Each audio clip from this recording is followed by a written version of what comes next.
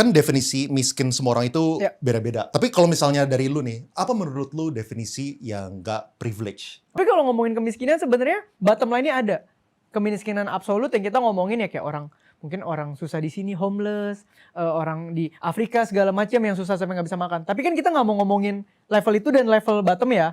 Jadi kalau gue boleh mewakili nih ya, mungkin yang menengah ke bawah ya, gue bisa ngomong kita tuh udah mulai merasa ada pressure ekonomi ketika ada disfungsional hak dan kewajiban yang terjadi. Apa itu maksudnya? Nah, disfungsional hak dan kewajiban terjadi, contoh misal, kita punya anak, ya. Anak itu sebenarnya hak dan kewajibannya apa sih? Haknya adalah misalnya mungkin menerima fasilitas pendidikan gitu ya. Kewajibannya apa? Menjalani pendidikan dengan sebaik-baiknya misalnya gitu ya. Tapi ketika kondisi orang di bawah kata cukup, itu tuh bisa disfungsional.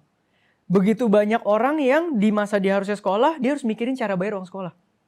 Di harusnya dia masa-masa, ya especially gue lah ya, misalnya gue gak ambil orang lain, contoh ini gue aja.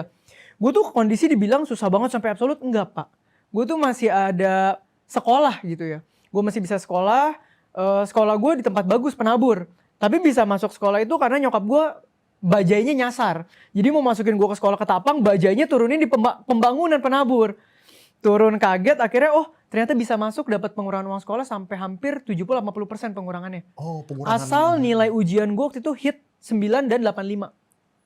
Nah itu kalau hit misalnya tuh. hasil sekian dikasih Iya, diskon. abis ujian hit, gue bisa masuk sana. Plus surat keterangan tidak mampu dari gereja.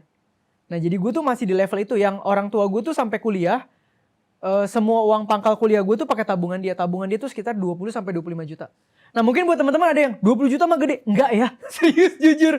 Kayaknya gak ada yang mikir 20 juta gede sih. Iya, apalagi kalau ibaratnya buat orang tua yang mungkin udah 30-an tahun atau 20-an tahun. Biasanya anak yang mau kuliah kan pasti udah 30-an something ya. Nah itu kalau prepare pasti akan beda ya. Jadi kalau mau menjawab hal tadi, disfungsional yang ketika dirasakan orang-orang ini, itu menurut gue kita udah boleh kategorikan menengah ke bawah atau ada kata ala-ala miskin lah ya.